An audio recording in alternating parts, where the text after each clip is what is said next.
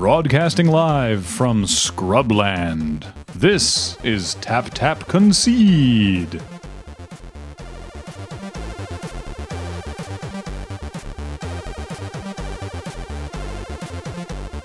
I don't know why we've never used Scrubland before. Aren't we always in Scrubland? Should we just be permanently broadcasting from Scrubland from here on out? Rename the podcast. Yeah. Tap, tap, scrub. Pack it up. Go live in the woods. Yeah. Hey, everybody. The Scrubland does not have woods. No. It's like in the name. It's Look at the Scrubland card. is Black and white. Scrubland's Yeah. white black. So I'm Yeah, thinking so- Brushland. Anyway, Yeah, or Savannah. Scrubland just sucks. Savannah's the one I'm thinking of, right? Yeah. Yeah. That's the white green. Green. Yes, Anyway. Scrubland seems to be Hi. like an old swamp. Yeah. Like many parts of northern British Columbia, actually. Well, there is a card called Tundra. That's a different one. No, but like old rotted swamp, right? Muskeg Flats. Yeah, Muskeg Flats. Yeah, Scrubland There's is just no trees. like 90% mosquitoes Ugh. Yeah. and used tires. Welcome to Tap Tap Concede. I'm Graham, Oh, I'm Kathleen. And I'm Cameron. and Paul is on production. And today we're going to be doing some Twitter questions from you. I asked if there was any specific topics you'd like us to discuss on the show, and the responses were more like sort of Q&A questions, so I guess we'll just do Q&A. But first, we have this big old pile of packs to crack, so let's crack a weird old pack. What you got, Kathleen? Roll it up. Good bouncing. 5. 1, 2, 3, 4, 5. Ooh. Well, hey. Oh, This is a pack of Modern Masters. oh. Not 2015 edition, original Modern Masters. This was given to us by Ryan at PAX East. Thank you very much, Ryan. It's got the sword on the front of it. I'm very excited for Modern Masters 2015, I must say. But this Modern Masters was a ton of fun to draft. Yeah. Yeah, there were like 10 draft decks in this, more or less. Yeah, pretty much. Super fun. All right, what do we got? Well, one of them was sort of a Goblin Rogue deck, the black one, and this is Warren Pilferers. It's a 3/3 for 4 and a black. This was one of the Shadowmoor, Lorwyn goblins, that era. When Warren Pilferers enters the battlefield, return target creature card from your graveyard to your hand. If it's a goblin card, Warren Pilferers gains haste until end of turn. So that's sweet, because Gravedigger is a 2/2 for 4 that does the same effect. This is a 3/3 for 5. So it's more expensive, but a 3/3 for 5, like getting a 3/3 for 5 body after the fact is better than getting a 2/2 for 4 body after Yeah, the fact. I think the 3/3 adds is more than one extra mana's worth of. Yeah. I think and also so. you were probably recurring like a Mog War Marshal or a Sting Scourger. Right, yeah. Oh. Well, I mean, yeah, so there's some tribal symmetry here. However, there's definitely tribal symmetry with like the Gravedigger because he's a zombie, right? Or Red Cap. Yep, Murderous Oh, Red Cap. yeah. Yeah. So that one's good. Yeah, he's fine. This is This a card, fun I one. love this card. A lot of fighting over the avian changeling, not avian changeling, because avens are a specific like bird race. Yeah. The avian is in the air. Avian changeling is a 2/2 with flying for 2 and a white, and it has changeling, which is this card is every creature type at all times, and that is relevant because it can be a goblin or a giant or a fairy Or a vampire rogue. or a Kithkin. It comes up a lot in this format. This Yeah. card gets fought over a lot. That is a great card. That is honestly like if the rest of the pack is meh, that's a good first pick. It is, yeah. Skyreach Manta is a 5 mana artifact creature fish. Artifact creature And its fish. power and toughness is 0/0, Okay. but it has Sunburst. Oh, This enters the battlefield with a +1/+1 counter on it for each color of mana spent to cast it, and it has flying. So if you're in 5 colors and you spend the full Wooburg, if you spend a white and a red and a green and a black and a blue for the 5 colors mana, then it comes into play with 5 +1/+1 counters. Yeah. If you're in a 3 color deck, you can get a 3/3 flyer for 5 colorless. I mean, as long as you use Different You know, mana, exactly. yeah. You have to use the different colors of mana. There was the domain deck in this as well. There sure was. Trump the Domains was basically a mythic uncommon in this set where you would take Trump the Domains was that all your creatures got trample and +1/+1 for each basic land type you controlled. And so you could just, and it cost 6 mana as a sorcery. Yeah, but you just got to surprise people out of nowhere because you had an island and a forest and a swamp or something, and yeah. honestly, that's enough. A 3/3, like plus Yeah, 3 that's plus 3 in overrun, trample. right? Woof. Yeah. Anyway, Skyreach Manta is actually just fine. It's fine. I mean, like, obviously you can be like, oh man, I just have to be in 5 color, but then the rest of your mana is terrible. We can build the Thalid Bowl. The Thala Bowl. This is the Thala Germinator. It's a 2/2 for 2 and a green fungus. At the beginning of your upkeep, put a spore counter on Thala Germinator. That's one ability. Next ability, remove 3 spore counters from Thala Germinator, put a 1/1 green sapperling onto the battlefield. And then a third ability, sacrifice a sapperling, target creature gets +1/+1 until end of turn. So, what? I love the Thala deck Yeah. in this format. It got really goofy because you could be looking at your opponent's board state and they'd have like 3 or 4 creatures, all with all these spore counters on them. And your combat math is just miserable because you're like, okay, so he can remove 3 counters from that guy and make a sapperling and then sacrifice it to this guy to give that other guy +1/+1 and Oh, it's always the worst. Block with the sapperling, sack it after blocks, pump. yeah, this guy's not even like one of the better sort of Thalid fungus cards, but it's certainly makes combat math awful. Logic Knot is a card with Delve, which we've seen come back recently in Khans of Tarkir.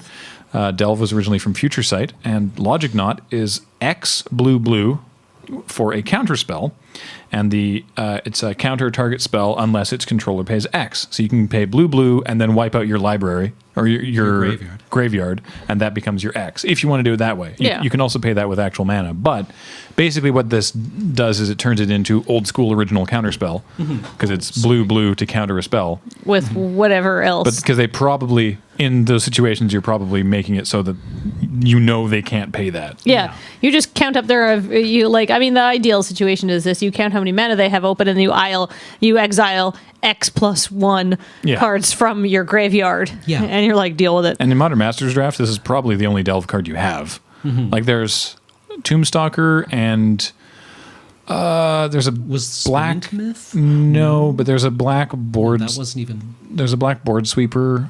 Is it not Plague Wind? It's not Living Death. Death Cloud. I think it's Death Cloud. Has Delve, but there's not that many. Is my point. So Logic Knot's cool. Death Cloud doesn't have Delve. I thought there's some sort of other Delve card. Anyway, it doesn't matter. The point is Logic Knot's cool. Hey Cam, Yeah, Graham. it's Grape Shot. Oh, hi. It's 1 and a red for a sorcery. Grape Shot deals 1 damage to target creature or player. But it has Storm. Yep. Storm is a weird ability. And Storm says, when you cast this spell, copy it for each spell cast before it this turn. You may choose new targets for the copies. So how does one go off in Storm? How do you kill your opponent with 1 card? Well, what you do generally is you try and grab as many cantrips and rituals as you possibly can. And let's also define those terms. Okay. A cantrip is, generally speaking, a card that costs 1 mana and has the words draw a card on it. It might do other stuff as well. What's that, Paul? Oh, okay. Oh, he's adjusting levels. Right.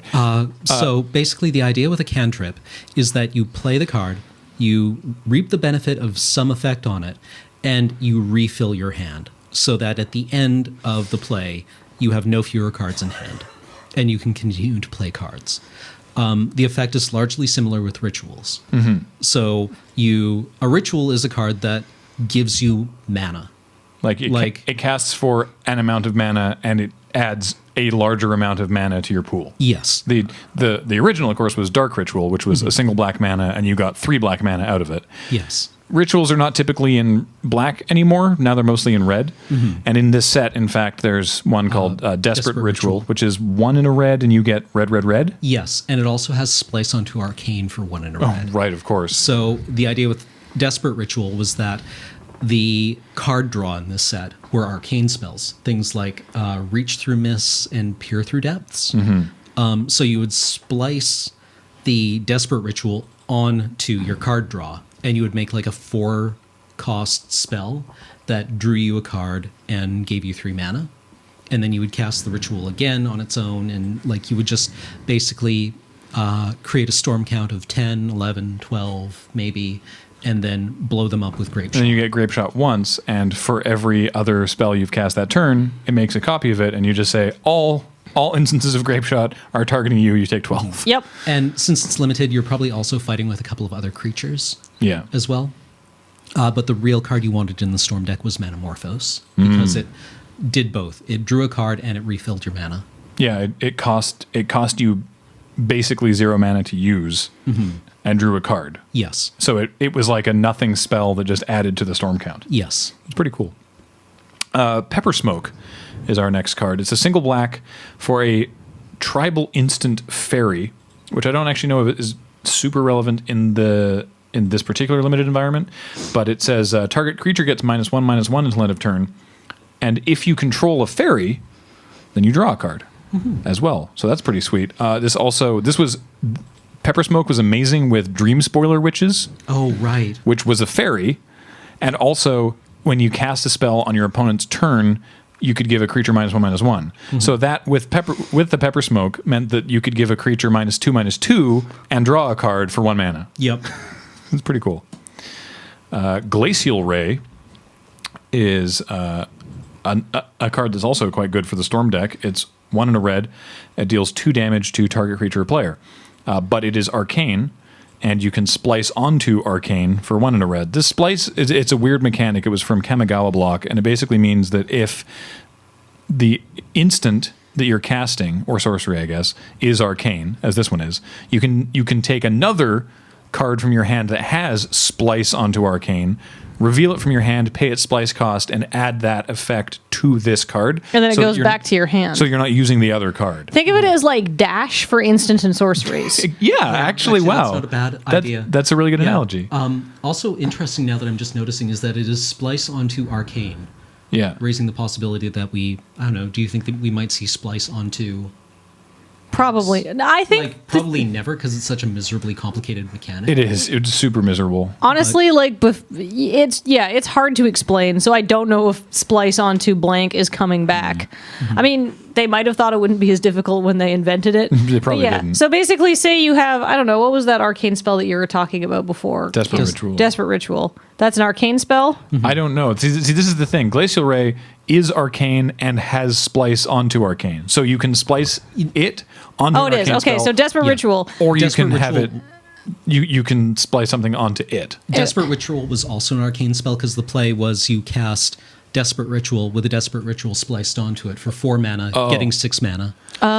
Okay. Oh, that's good. Yeah. So yeah, like I said, dash for instant and sorceries. I think there was also a combo deck in Kamigawa Ravnica that played an arcane burn spell. No, it played Volcanic.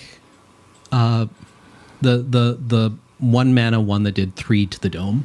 Oh, Lava Spike. Lava Spike with Desperate Ritual spliced onto it. That was in this. That was in Yeah. this format also. Yeah. However, the combo piece that wasn't in this format was Guild Mage, Oh. which for 2 colorless and a red copied an instant spell. Oh.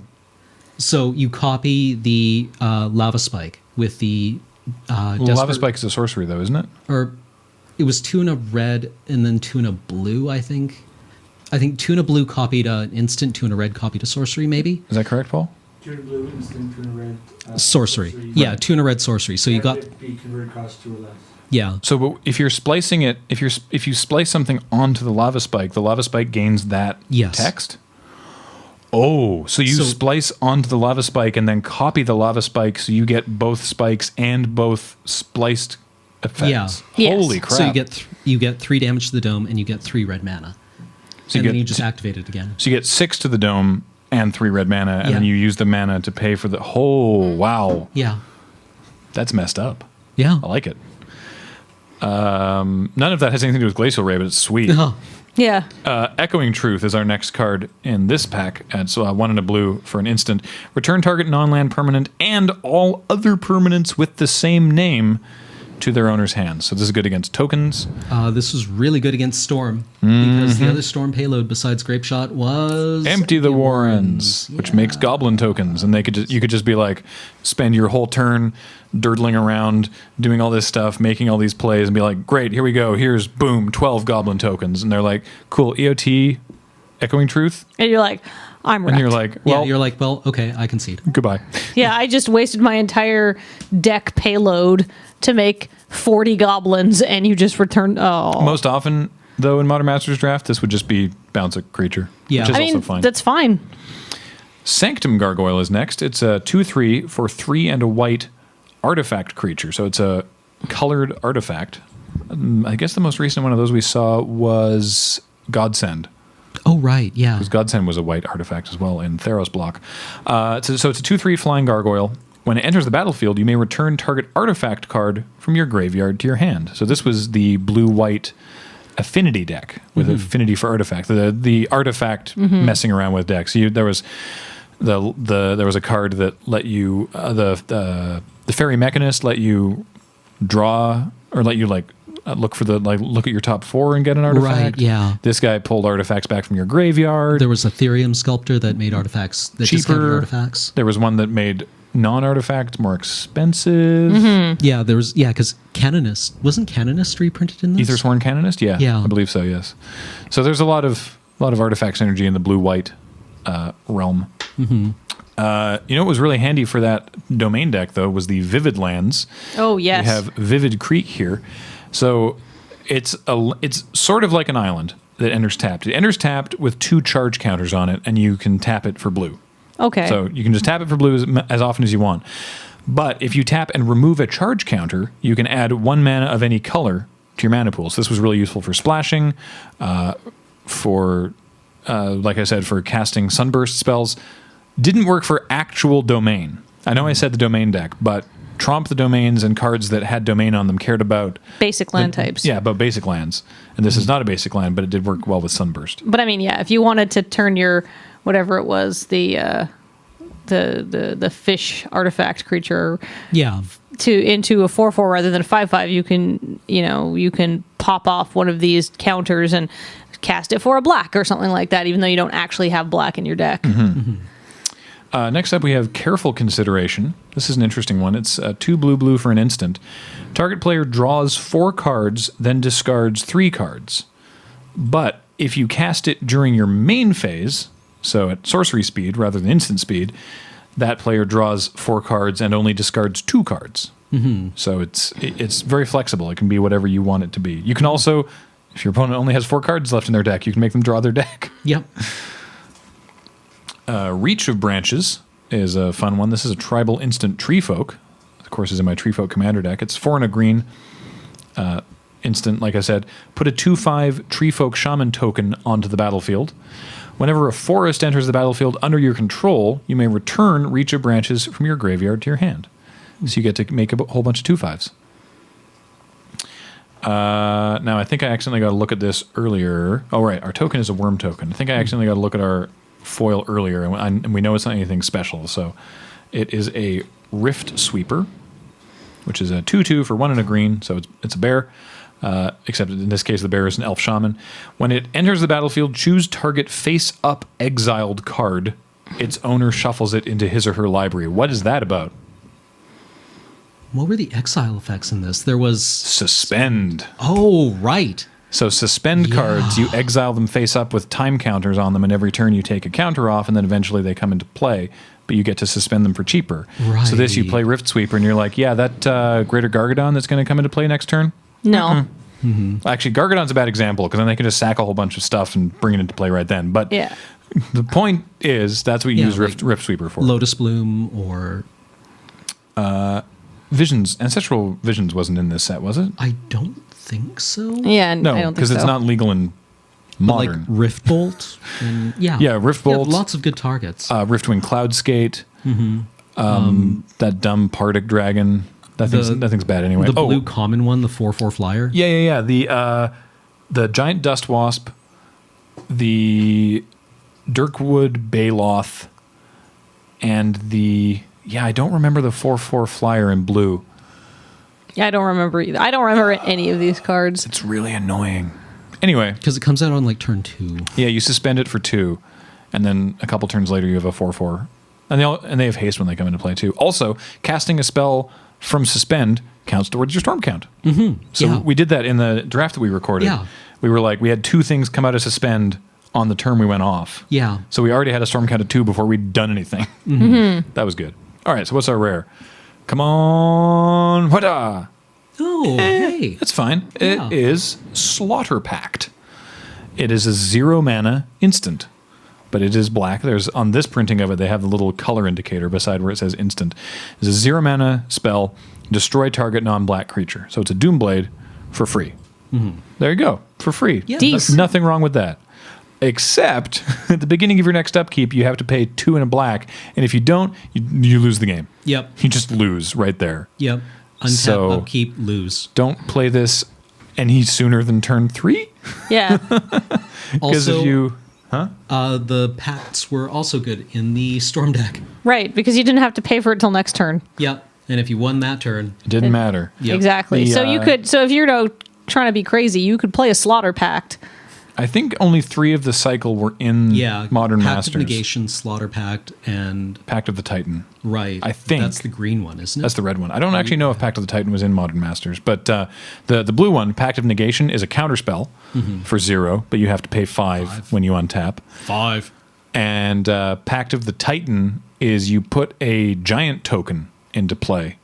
And I don't actually recall the exact stats of the It Titan. looks like 5. A that you have to 5/5, a 4/4 Titan, and you have to pay 5. 5 mana on your upkeep. That was not in one. But it was not in Modern Masters. Okay, so just Slaughter Pact and Pact of Negation. All right. What were the other? It was Summoning Pact. pay. Yeah, Summoner's Pact. Oh, that one was in Modern Masters. Yeah. Yeah. What's that one Tainted do? Pact. Tainted Pact was not part of that cycle. Summoner's Pact. Search your library for a green creature, reveal it, put it in your hand, and then shuffle your library. So it's a tutor. Yeah, and then you pay how much? Pay 4. That's not that great. Guys, because it's just in your hand. Yeah, and then what's the white part of that pact? The pact cycle, or was there one? I assume there was one. Intervention Pack. Intervention Pact. Wow, how have I never even heard of this one? How bad is it? The next time a source of your choice would deal damage to you this turn, prevent that damage, you gain life equal to the damage prevented this way. And pay 3 if you it's during cheap. next upkeep. It's okay. I mean, it's the ultimate let me live for one more turn card. Yeah. But I still don't have any way to... Not only do I have no way to win, but I now am 3 mana down on my next turn. Well, I mean, like, I suppose it could be okay against, like, a Storm deck or a combo deck that is just, like, thrown its entire deck at you. And then you, like, nullify damage from 1 Tendrils with Agony. Storm, no. Well, it won't get all the copies, but it'll get 1. Usually Storm players don't overkill unless they do. I stormed someone out for 200. It was great. So, I guess we should talk about what we would pick out of this pack in Modern Masters Draft. I'm taking the Avian Changeling probably. Really? Well, let me look it through the pack again. There's some really good stuff. But there's nothing that's like Slaughter Pact is pretty good, but there's nothing that's drawing me to like any one thing. And Avian Changeling goes into literally every deck. You're quite right, actually. I have to send a message and take the grape shot. That, I think there's an argument for Vivid Creek, because the pack as a whole is sort of Meh. I think there's an argument for Vivid Creek. I'm probably just taking Slaughter Pact because why not? But Yeah. I'm not like married to black. But yeah, this is all. I mean, none of these cards are super bad, but none of them are like, oh my god, this is a reason to go in this color, right? before Grape Shot got here, it was totally the Thalid. Oh yeah, I loved the Thalid deck. that deck is sweet. Like, the Thalid deck was the opposite of the Storm deck because The Storm was Germinator. very, like, stressful for me to play, very intensive, whereas the Thalid deck was just like, I'm Yeah. going to sit here and you can deal with it. Yeah, the Thala deck would just tend to get out of control all on its own, kind of like a fungus. Yeah. You didn't have to do a lot. It just grew. Yeah. So we have some questions that I solicited from Twitter. Hooray! What I said was, is there anything you'd like us to talk about apart from apologizing about commander damage. Now, the reason I say that, we've messed this up like 2 or 3 times on the podcast, and we did it again last week when we were talking about Perforos. In a game of Commander, if your commander deals 21 damage to someone, they lose the game. If a player takes 21 commander damage From any one commander. not from like all of the commanders put together. no, from a single commander, they lose the game. But it has to be combat damage. We've gotten this wrong, and it's not like we don't know the rule. We just completely brain fart every single time. Yeah. And we're like, no, it's not. So when Perforos, you play a creature, Perforos deals 2 damage to each opponent. That's not That's commander not damage. it'll still kill someone real quick. Yeah. But that's, last Doesn't week count we were, towards the commander yeah. damage cap. Last week we were like, oh, wait, commander damage. Oh, do bonkers. And then afterwards, a bunch of people in the YouTube comments were like, you guys did this again. And I'm like, how do we keep doing this? How do I not know how commander damage works? So for us and for you, to be clear, it has to be combat damage for it to count as commander damage. And you start commander with 40 life, but if you take 21 from a commander, From any one commander. any single commander, then you lose. Yeah. So pro tip, watch out for that. So you need a bunch of different running life totals that people are swinging in with their commanders, right? Yeah, typically we would have I would have I have like an iPad app that I use for actual life totals. It's called Scorekeeper XL. It's really clean and nice. But I would also have like some spin down dice for the commander damage because it's 21. So once you no longer need the die, you're dead. Yeah. Yeah. All right, so let's look at some of the questions. The tweets, the twats, All these tweets. the tweedlewats. Is there any differences? I like this one a lot, actually. Is there any differences between yourselves in real life and your characters on Friday nights? Yes. Yes. Like Yes. Alex on Friday nights loves Commander is the example. Yeah, I mean, there's some pretty big differences. I mean, we exaggerate those characters greatly, but we do run into a lot of people being like, "Oh man, I can't wait to can you put up a deck list for this deck that you joked about?" And we have to be like, that deck doesn't exist. It was a joke that we wrote." Yeah. a lot of people ask me if I love to play blue and black. I really do love to play blue and black. But if I'm in a draft, I will play whatever is open because I like to win. Right? Like, I play a lot of blue and black. I do. I really like blue, but I really like blue and green as a Really high pair. for you right now. This mic stand is like. I really like Making blue and you green. stretch. I like white black, right, as a combo. There's all sorts of things. Like it's fun to play multiple colors. Who did you pick at the pre-release, by the way? The last one you went to, the Fate one. You picked Silumgar, though, right? At the Fate Reforged pre-release? I didn't go to the Fate Reforged pre-release because I had to work, Graham. No, the Fate Reforged pre-release. Oh, That's why I didn't specifically. Silumgar? Yeah. Or No, I picked Teamer, remember? yeah, you went teamer.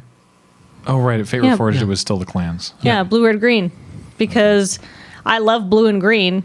And red's probably my least favorite color, but it seemed and I did really well at the Cons of Tarkir pre-release going Teamer, even though I'm not I'm more of a Sultai player, But, I was like, I don't know, this looks really fun and stompy and aggressive and like mid-rangey. And I do like mid-range decks, right? And so blue-green is kind of like the mid-range colors, with a little bit of tempo disruption and that kind of stuff. The person asking the question goes on about what about Cam doesn't like playing green, or Graham Graham loves big beefy creatures. I mean, Graham does love big beefy creatures, I do. and Cam rarely plays green. yeah. But he just talked about how much he liked the Thala deck, and that's green. Yeah.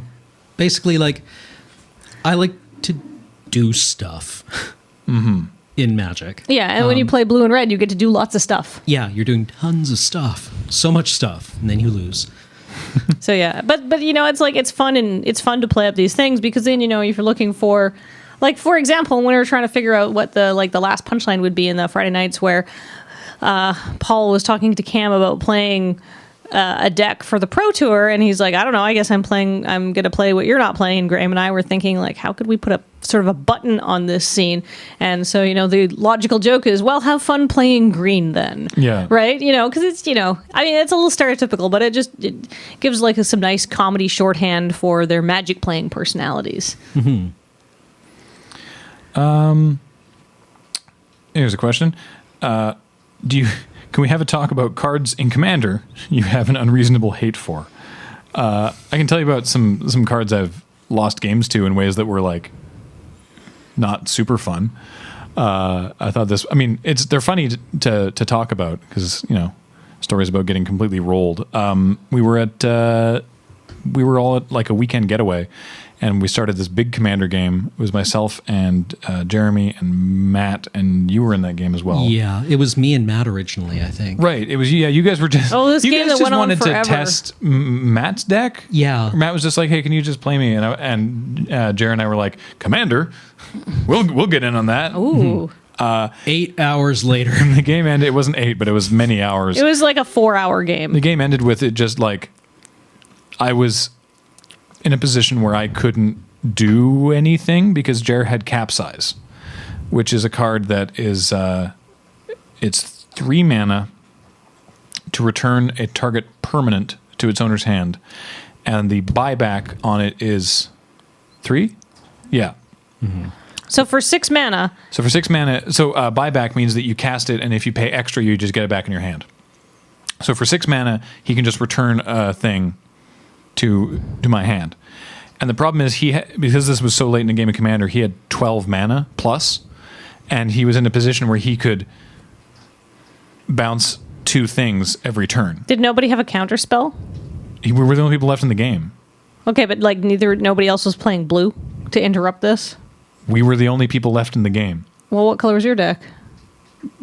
Green, white. Okay. Oh, that deck. I didn't know what deck you're playing. I don't have any blue Commander decks. All right. So it's just me and Jer, and he gets to the point where he can start bouncing my land because it doesn't say non-land, it's just permanent. And so I could only play 1 land every turn, and he could bounce 2 and just get to a point where I was just unable to play. Oh, that sounds miserable. Yeah, it's just like I can't cast spells, not because they're being countered, though I can tell you a different story about that. It's not like the spells are being countered or he's killing them. I'm just like, I don't have land. And eventually he was just bouncing my whole board and then started attacking me. Cards I hate. I hate Behemoth Sledge. I hate it so much. That's my fault. Because I have a mono black commander deck. And as we all know, mono black full of answers for artifacts and equipment. There's so many shatters in mono black. I don't always win games of Commander with that deck. But if I do, I'm at plus 100 life. Yeah. That goddamn Behemoth Sledge. Like when that deck cooks off, which is not every time, but when it does, it's because of cards like that, and then I have like hundreds of life. It's nuts. I have a card, some other card that's actually in one of my commander decks that I think is really irritating and annoying to play against. Is it Ghast Lord of the Deep? Oh, Ghast Lord of the Fugue. Yes, that's it. No, Ghast. Ghast Lord. Like a ghast. Ghast Lord of the Fugue, who is a blue-black guy, 4/4. He is unblockable. Oh, great. Or he's a 5/5. He's cast for 5. So that's already like a pretty gross creature. But when he deals combat damage to a player, you may have that player reveal his or her hand, and then you choose a card from it, and that player exiles that card. So you just dismantle their hand. Yeah, they cannot get around it. Like, if this guy hits the table, he will hit them, and I will start taking your Behemoth Sledge, for example, or other things that I don't want to deal with. And eventually... See, you have answers. They have nothing. And then there's also a little accessory, the Helm of the Ghast Lord, which is 4 mana for an equipment. And this is also in my blue Or for an aura. An aura. Because, I guess it's a spiritual equipment. And that's also in my commander deck. And as long as enchanted creature is blue, it gets +1/+1 and has whenever a creature deals combat damage. Sorry, Paul, can you scroll the screen up of just a bit? I'm trying to read that description, and it's behind your mic stand. Keep going. Good. As long as the enchanted creature is blue, it gets +1/+1 and has whenever this creature deals combat damage to opponent, draw a card. Oh, come on. As long as enchanted creature is black, it gets +1/+1 and has whenever the creature deals combat damage to opponent, that player discards a card. So, hang on. And every card, every card in that deck is blue-black. So it's a 6/6 unblockable. Yes. When it No, it's not unblockable because, well, I guess if you put the helm that's what on I'm saying. I've never actually done that. I've always split it up. Well, it just makes it too vulnerable to like a pacifism or something. Let me go into Christmas Land. You put the Helm on the Ghast Lord. Yes. It's a 6/6 unblockable, and when it hits the player, you draw a card, they discard a card, and you pick a card that they discard or that they exile. Yes. Wow. Yes. Do you get to stack those how you want? Yes. So you can make them exile something first, and then they're left with whatever, or you can make them discard first and then exile. I would make them discard first because they're more likely to discard the thing that they value least. And then, of course, I don't know what their long-term plans are, so I'll just take whatever looks the most appealing. But, that old 2-for-1 is pretty gross. Yep. Right? Because, they're like, all right, well, I'm safe. No, now you get to pick. And I didn't discard this because I loved it. I loved it so. So, yeah, that guy is really good and patently unfair. But luckily, the Ghast Lord is not a legendary creature, so he cannot be your commander. But he's gross. Annoying, yeah. No, he'd probably be banned, actually, because he's so unfair. Dies to removal. Dies to removal. It's true. There's ways to kill him. I guess. I don't know. Unblockable commanders are pretty nasty. Yeah. I don't know how many there are, right? It would be bad, too. Yeah. Mm-hmm. So, anyhow, that I fully admit that I have both of those cards in a commander deck. They are unfair. Like, I played a game of Commander once where that guy hit the table on turn 5 because I curved out perfectly into him, and the game, even though it was a 4-player game, lasted about 25 minutes. I have different values of unfair. Like, those are very, very strong. I don't think they're necessarily... I mean, they do. Like, obviously, there's enchantment removal, you can exile this guy, you can kill him, all of that stuff. I mean, he's a little harder to kill because he is a black creature, so there's a lot of, like, destroy target non-black. There was... I mean, if we want to talk about, like... crazy combos. There was a time that Cam had a deck with a fine granite countertop. Oh yeah. Well, I mean, like countertop is a hard row to hoe in Commander because it's not like in Legacy where you're countering a lot of like 1 and 2 drop spells or free spells. So countertop is actually a combination of 2 cards: Counterbalance and Sensei's Divining Top. But people call it countertop because they go together. It's a cute name. It's like peanut butter and jelly. Yeah. It's like chocolate and bananas. Counterbalance is this. Well, wait, chocolate and bananas? Yeah, they're tasty. I mean, they're good, but they're not peanut butter and jelly legendary. So it's this enchantment is Counterbalance that whenever someone casts a spell, you can reveal the top card to your library, and if they have the same converted mana cost, you counter it. Mm-hmm. And it's like, quote, free counterspell. But that only really works if you know what the top card of your library is going to be. With Sensei's Divining Top, you always know what the top card of your library is going to be. You can pay a single colorless mana, look at your top 3, and rearrange them any way you like.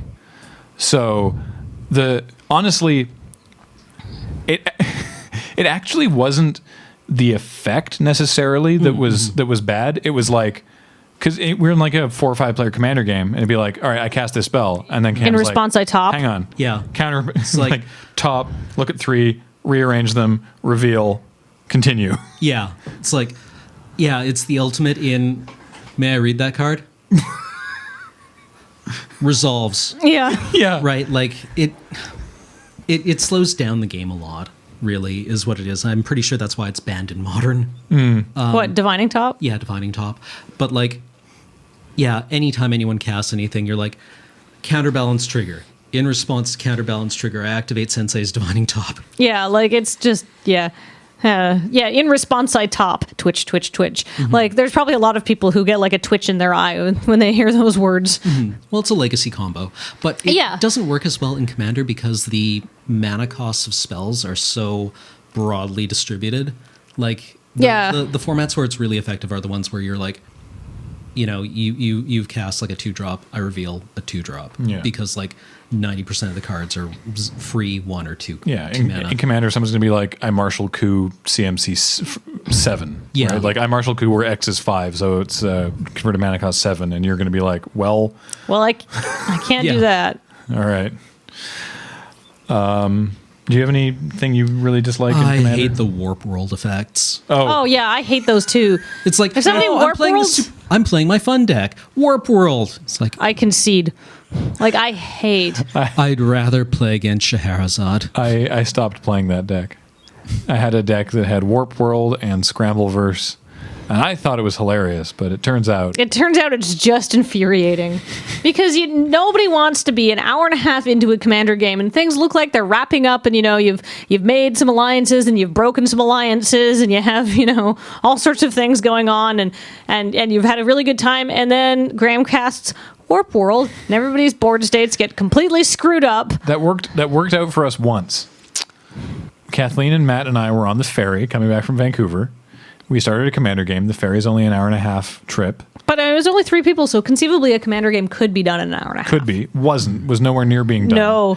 It was Matt's Exalted deck, my blue-black deck, and your red deck. Yeah, and then we got to the terminal on the other side, and they called for people to go back to their cars. And we're like, so I was like, all right, here's what we'll do. I cast Warp World. And Matt and I were like, okay, we concede in response. No, we paused it. We finished that game. Did we? Yeah, the whole because Warp World puts everything back in the deck, and then you deal off that many permanents. So we're like, all right, everyone shuffles everything back into their deck, and then wait. We wrote down how many, and then we were like, okay. And then like a week and a half later, we got back together, and we're like, and go. All right, I forgot about that. I just usually concede because it's so irritating. Yeah, no. Scrambleverse is worse though. Is it? The one where you just like everyone takes everyone else's permanent. That's Scrambleverse. Yeah. I hate that. Yeah, like I said, I don't play that deck anymore. I mean, I like the deck in general. Like I like your Jaya Ballard deck. I just hate those 2 cards in it. All right, enough about cards we hate. All right, what about this one? There's a question. I don't know if I can think of anything offhand, but I think it's a really interesting question, which is cards with lots of flavor that fall flat as cards.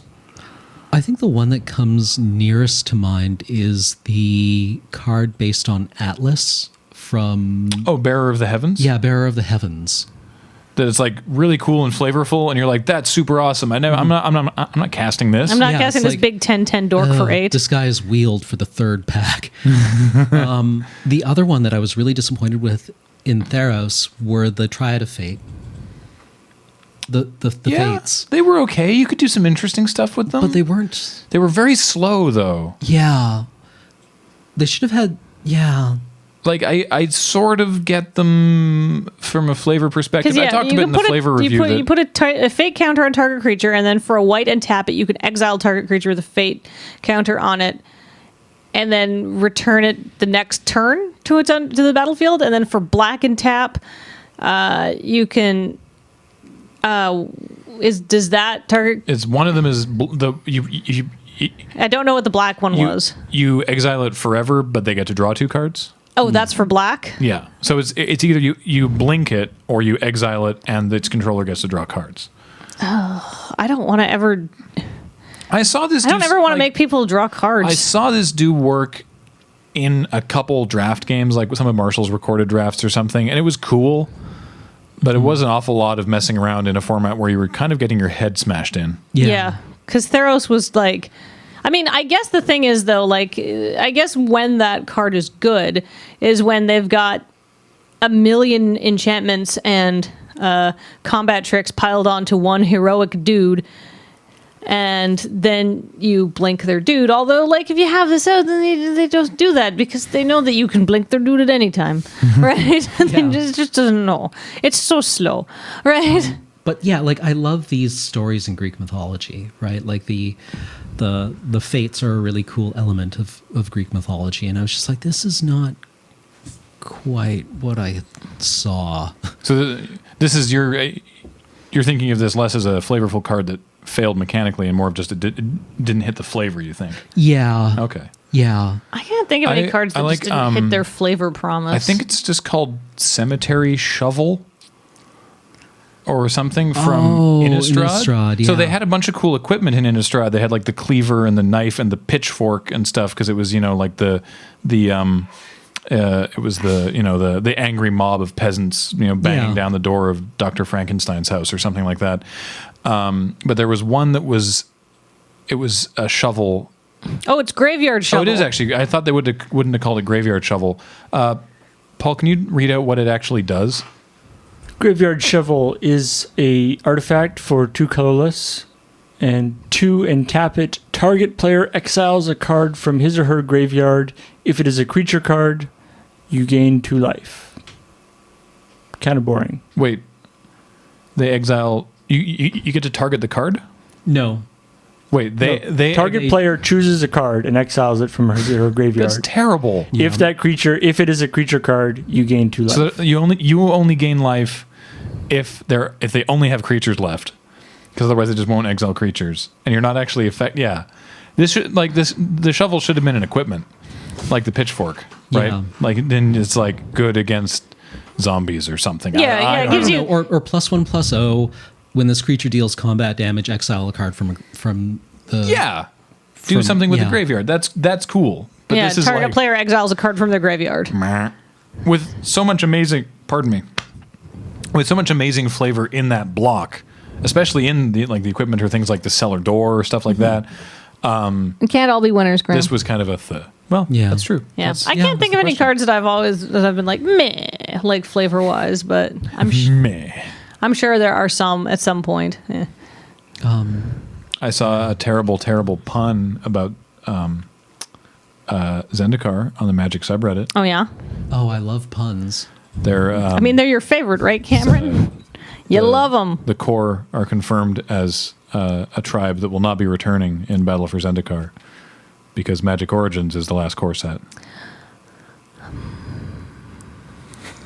You opened your mouth to say something, And then just a sadness came out. Then you were like, "No, we try not to swear on this podcast." Yeah. Yeah. All right. All right. What's the next question? I hope you're proud of yourself. Whoever you are, random internet person. I mean, I didn't have to repeat it, but here we are. This was actually like a discussion seed for the increased complexity of the mechanic of Khan's block versus recent blocks, because Khan's block has Delve and Rebound and Exploit versus Scry, Extort, and Inspired and Heroic and stuff like that. I guess it's a higher complexity. I guess. I really enjoyed this limited environment. Me too. a lot. Yeah. I'm enjoying what little I've played of it now with dragons as well. Yeah, I feel like there is definitely a higher complexity level in this limited environment with the mechanics, just because Morph and Megamorph are definitely more complicated mechanics, right? Like until you see what it is, you have no idea what it could be in your opponent's deck, and like unless you know to keep track of it and try to remember it, you're still like quite in the dark, and like that's definitely a complicated mechanic. However, I think the other mechanics that were in this set, even though there were a lot of mechanics, are actually pretty simple. Right? Like, I mean, it's like tap a guy, put a counter on a guy. Or when a guy comes into the battlefield, put some counters on a guy, right? Or put counters on your weakest guy. Or, use cards from your graveyard / sacrifice a creature, get something. Like, these are not mechanically complicated. I think those actual mechanically complicated is prowess, because you have to, count how many spells you've played in a turn. But I think they did a really good job of they're putting a lot of mechanics in the set, but they're not making all of these mechanics quite cumbersome, which is I'm sorry. Oh, like that was, I think, a failing of actually RTR block, Return to Ravnica block, because you did have also a bunch of mechanics in that set, and some of them were kind of complicated, right? So you'd have a lot of stuff going on, like, detain, I mean, I guess detain's actually one of the simpler ones, just can't attack or block until next turn, but you like... There was a lot going on. Scavenge was complicated. Overload. Yeah. Overload was quite complicated. Because you have to be it had to be awkwardly templated, I think, was the only thing Overload had against it. Yeah, I suppose, it was like, read the actually. card again, but replace target with every. Or each. Yeah, each. Yeah, was it each or was it every? It's kind of elegant, but... Yeah, it is kind of... I was about to say that it was actually like an elegant way to do that effect. But the reminder text was like, I have to what now? Yeah. Oh! Yeah. Oh, that's how they got this effect. I see that Right. now. Right, okay. Yeah. I mean, what was the Simic one? Evolve? Yeah, Evolve was actually not terrible. No. Like the thing Evolve with Evolve was like... The thing you had to keep in mind with Evolve was when you played your Master of Waves into your board full of O1 flyers, then you got all the triggers. Yeah. Because they went all the stack simultaneously. But that never came up in Limited, really. Mm-hmm. Well, you got the triggers went on the stack, but they wouldn't all resolve. Because Evolve checked twice. Evolve checked on when it, like, Evolve triggered when it would enter the battlefield, but it would check on resolution whether or not it was still true. Yes. Oh, okay. Yeah, like just the general like guild mechanics were just a little bit more complicated, a little bit more like confusingly templated, and so especially when you had Dragon's Maze block and you had all of them together, it was just like, oh my god, what is going on? But like, I just really enjoyed Morph because it took a 3-color set that would be quite complex to play. Yeah, and like with bad mana problems too. Yeah, even though there's a lot of fixing. If you're a new player, like not only are you trying to wrap your head around like how the cards work, but you now have to develop a 3-color mana base.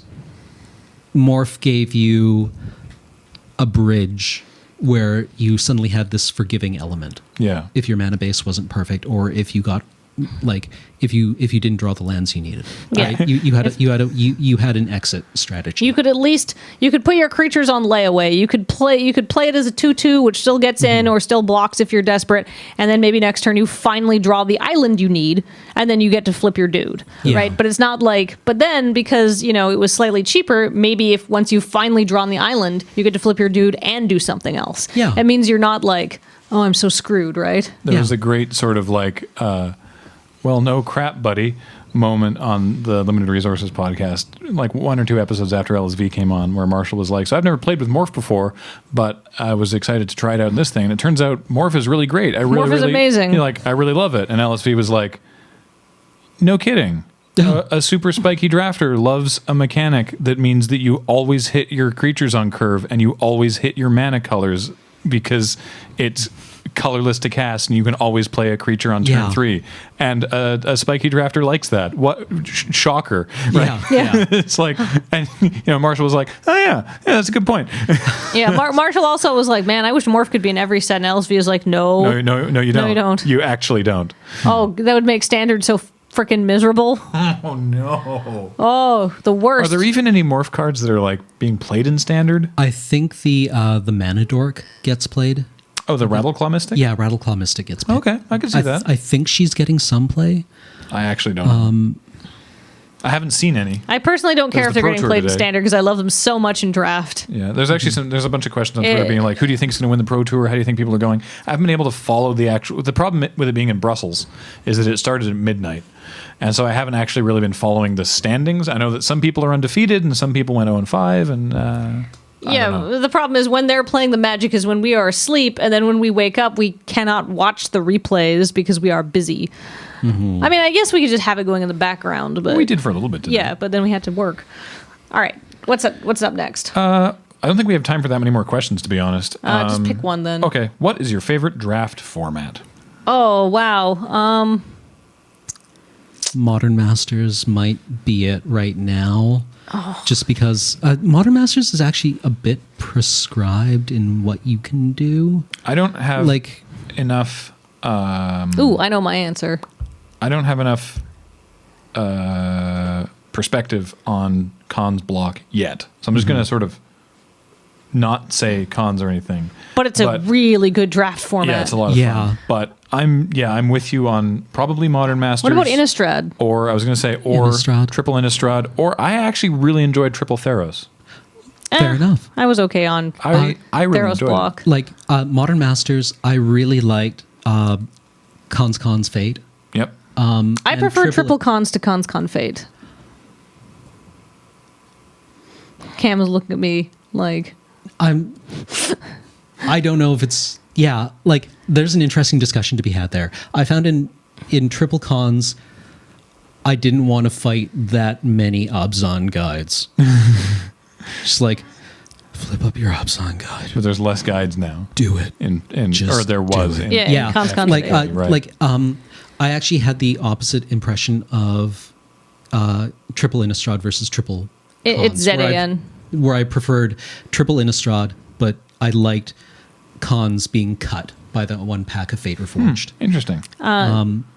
That being said, my problem with Cons Fate was that you drafted the Fate pack first, and so you were basically like locked into whatever. Well, not Whatever locked in, massive but, like, bomb you opened. Yeah, whatever your Fate bomb was, and if you didn't open a Fate bomb, you're just like, Oh no. welp. Oh Yeah. no. Yeah. Yeah. See, that was my problem. Like It had some very strong Like I rares. liked the idea of it being of having a little variety because like I do agree that the Abzan decks were really really good in triple cons. However, you could also put together a really good Sultai deck. You could put together, well, I mean, Jeskai was actually a little weak in triple cons. Actually, I would argue that Jeskai was the strongest, but that's me.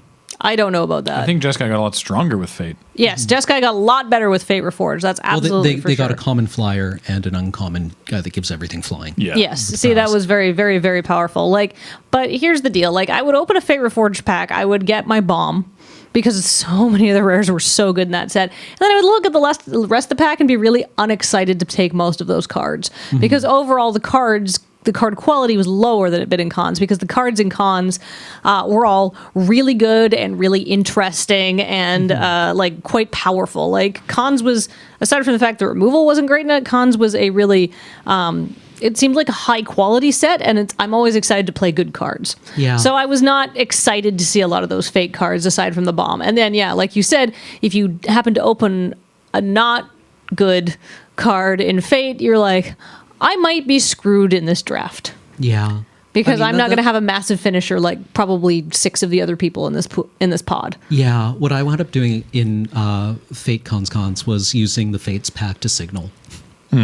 If I could cut a color, I would, regardless of the quality of the card. Yeah, but I don't like doing that. I want to be like, oh, I'm excited to put this card in my deck. Not, I guess I'll take this so I can get black cards later, right? I also really liked M. I liked M14. What was the one with Exalted? That's the one I'm thinking of. Yeah. I think it was 12 or 13. Yeah, no, that was sweet. That was a fun core set to draft. I like can't M14, remember which one that was. The one where just drawing a bunch of cards was good because it was so slow. Oh, the one that had Opportunity? I love Opportunity. And the cool red-black sacrifice deck? Yeah, I really liked with, M14. Barrage of Expendables. Yes. Oh, I love that card. Yeah. It worked once. We made it work once. There's a stream. There's proof. It worked.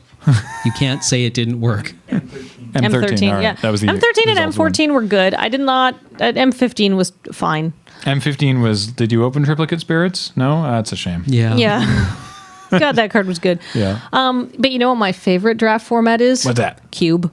Oh, Because then all the yeah, cards are yeah. good. fair enough. And Yeah. there's lots you can do if you get like a really good cube list. I know that Even James's Pauper Cube is crazy. James's Pauper Cube is actually one of the most fun things I've ever drafted because it's like I actually want to put together my own just so I have it and because I could afford to put together a Pauper Cube, which is nice. Yeah, but like all the cards are good. If like you have a good list, there's a bunch of different decks and some synergies that you can work out, and like there's good stuff, and like there's lots of interesting decks because it's Cube, so you got cards from all across Magic. I really, really like drafting Cube because I love to draft and I like to draft good cards. That's fair. Yeah. Cube is sweet. I need to draft more Cube because whenever I draft Cube online, I'm just lost. I mean, it's nice to, I actually like drafting Cube online is fine, but it's actually just really fun to get together with a group of people and draft Cube. Like having an IRL Cube is great. Because it's fun to draft. It's free because, you know, you've already got the cubes. You're not paying for packs. Thank you, Paul. You know, just, yeah. If you've never drafted Cube before, make a friend, make friends with somebody who has one, and then see what I'm talking about. Yeah. All right, let's call it there for today. Yeah. That was fun. Maybe we'll answer some more questions next time, but we'll probably be able to talk more about Dragons of Tarkir because so far all I've played is the pre-release event and those PPTQs that we streamed on Thursday, which may have been a good idea. Who knows? But yeah, that was a fun chat with you all. Speaking of you all, you are the reason that we're able to do this by supporting the podcast among all the other things that we do on our Patreon at patreon.com/LoadingReadyRun. And we super value your support and thank you for it. And yeah, we will talk to you next week.